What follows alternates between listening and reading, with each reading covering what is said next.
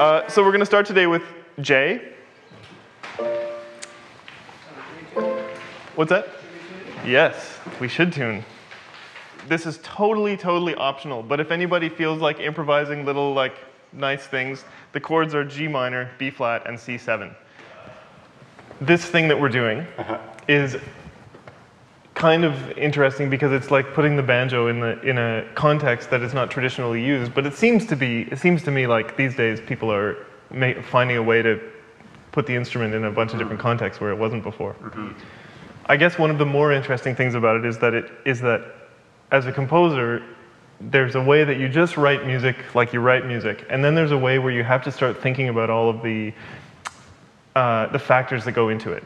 And this piece in particular, there's the fact that it's a concerto, and I've never written anything that's specifically for one instrument. So the way that I think about composition usually has to do with the colors and textures of a group, of what the group is going to do. So I've written stuff for a string quartet when I think, oh, a string quartet. So I don't think, well, it's going to feature the first violin. I just think string quartet.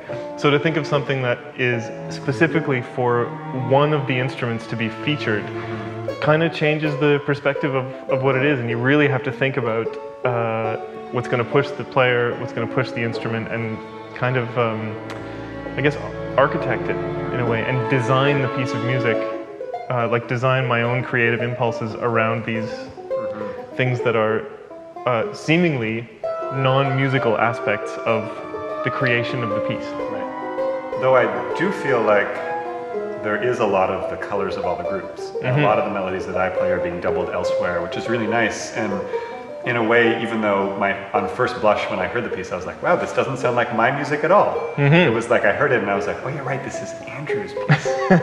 But there is a sensibility around it where it feels like an ensemble. You know, it doesn't feel like a big shining banjo feature, which is kind of nice, in a way comfortable, you know.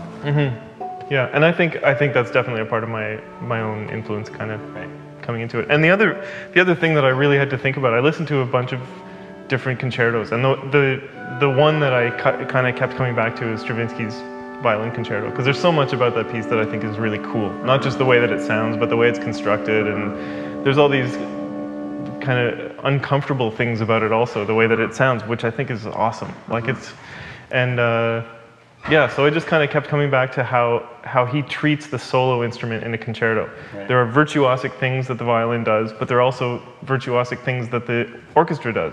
So I figured you may as well just include all this stuff. And so maybe if there was a percentage, it's like 60% banjo and 40% orchestra, but within that 40%, there's all these other people who should get featured also, who do.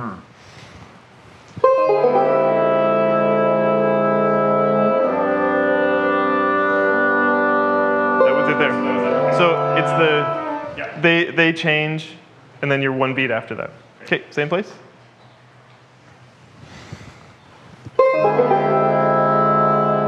And I guess that's the other part of it, is to think about how much, traditionally, where the banjo sits in a lot of music that we know in North America, there are things about that music that make it different from structures and forms of classical music. And I mean, I really did think about this, that a lot of the music banjo players play, it's like an 8-bar melody, and they just play it over and over and over again, and it's kind of awesome. And the things that make the music build and that make the music great are how intense it gets when you hear the same thing over and over again, and they might play it just on top of the beat a little more, or one more instrument might join in and play the melody.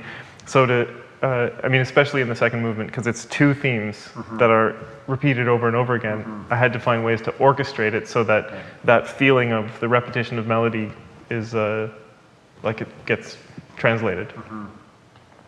And I think it's great for orchestral musicians to, I mean, they all do other things. They're all professional musicians who play in a million different circumstances, but I'm not sure that a group like this has ever been at this festival. And I would even say to have like a classical chamber group playing essentially a classically rooted piece of music has probably not happened that much at folk festivals.